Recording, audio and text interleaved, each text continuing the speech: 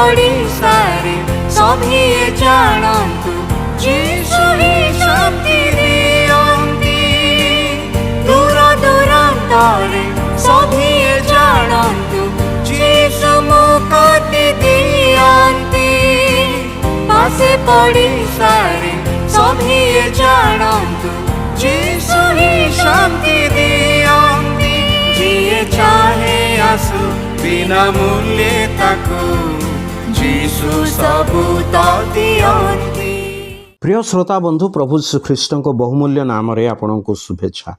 पवित्र बाइबल रो माथ्यू लिखित सुसमाचार 11 अध्याय 4 पदरु 6 रे आमे एई प्रकार पाठ करू। यीशु सेमान को उत्तर देले, तुमे माने जाई जहाँ जहाँ शुणुअछ देखुअछ सेई सबु जहन को जणाओ। अंध माने दृष्टि पाती, खंज माने गमन करती, कुष्ठी माने शुचि हुअन्ति, बधिर माने श्रवण करती, मृत माने उत्थापित हुअन्ति, पुणी दरिद्र मानक निकटरे सुसमाचार प्रचारित हुए। आउ जे केही मोठारे विघ्नर कारण न पाए से धन्य।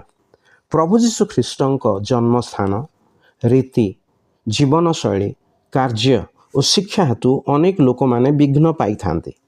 पुणी ताहांक दत्त शिक्षा, सुसमाचार और परित्राण को अस्वीकार करती।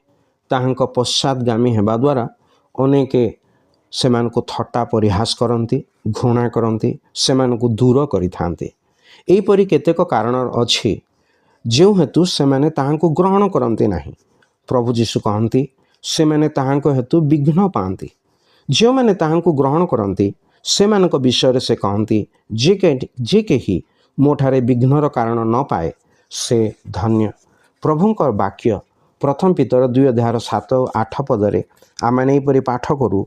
एणु विश्वास करुअछ जे तुमे माने सही महामूल्यर अंशी अट।